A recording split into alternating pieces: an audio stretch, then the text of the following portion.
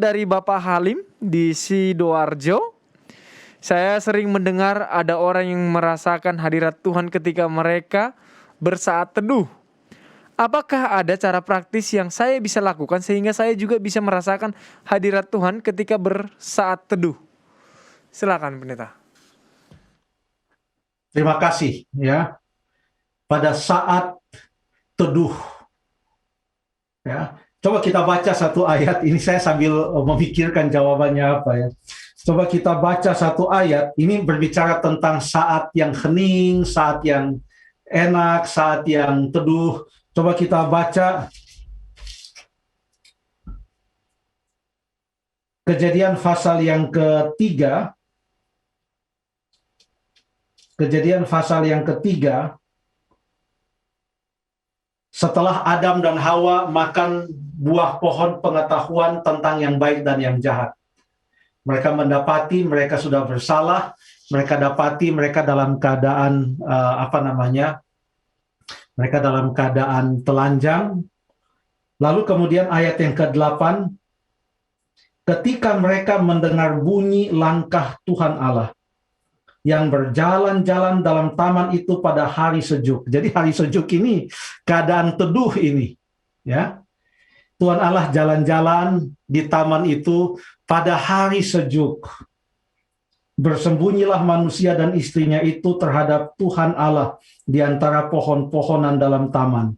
Jadi walaupun mereka dalam saat yang teduh, saat di mana hari sejuk, tapi kehadiran Allah justru menjadi suatu ketakutan bagi mereka.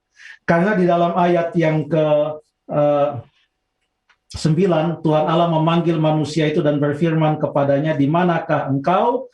Lalu ayat 10 menyebutkan bahwa mereka menjawab, "Ketika aku mendengar." Ini Adam yang menjawab, "Ketika aku mendengar."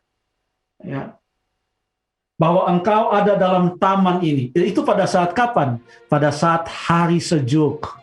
Ya, hari betul-betul teduh di Taman Eden. Mana ada taman yang lebih indah lagi dari Taman Eden, saat yang luar biasa. Tapi kok bisa ketika aku mendengar bahwa engkau ada dalam taman ini, aku menjadi takut karena aku telanjang, sebab itu aku bersembunyi. Ya, itulah yang terjadi pada Adam dan Hawa. Mungkin kalau kita mau bertanya, bagaimana caranya supaya kita bisa merasakan hadirat Tuhan? Ya.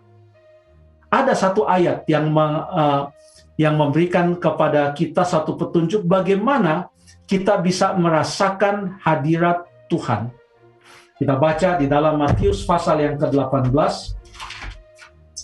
Oke, Matius, ini Markus. Matius pasal yang ke-18 ayat yang ke-20. Sebab di mana 2 atau 3 orang berkumpul dalam namaku, di situ aku ada di tengah-tengah mereka. Dimanapun kita berkumpul di dalam nama Tuhan, di situ Tuhan akan ada di tengah-tengah kita. Terima kasih.